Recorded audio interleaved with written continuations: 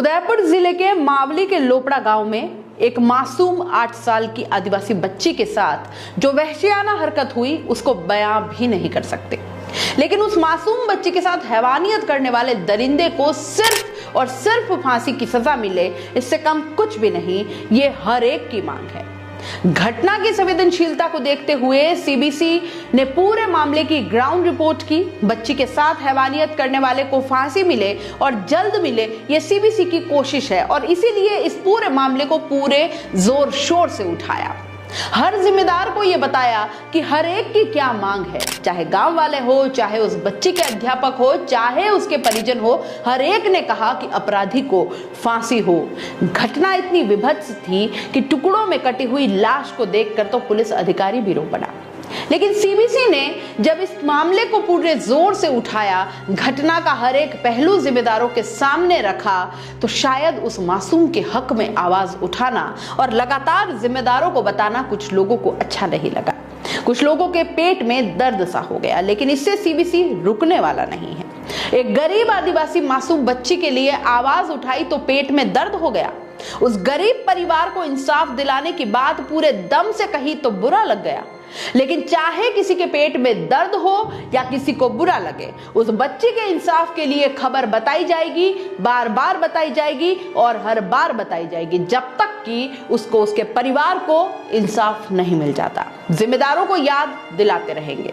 हमें नफरती भाषण चलाकर टीआरपी नहीं चाहिए, वाहवाही नहीं बटोरनी ऐसे भाषणों पर, और ना ही दो तरफा बात करनी आती है कि पहले कहें कि मासूम के लिए कोई संगठन बोल नहीं रहा है और जब बोले तो बोले कि इतना क्यों बोल रहे हो। रीढ़ में हमारे हड्डी है और हम सीधे खड़े रहने की हिम्मत रखते हैं। गलत चाहे किसी के भी साथ हो, हम पूरे दम से बताएंगे, क्योंकि वो गरीब आदिवासी परिवार है, इसलिए इन लोगों को लगता है कि क्यों इतनी बात बढ़ानी, बस हो गया, आरोपी को पकड़ लिया, अब पुलिस अपना काम करेगी। तो आप अपना ज्ञान अपने पास रखिए, हमें अपना काम करना आता है।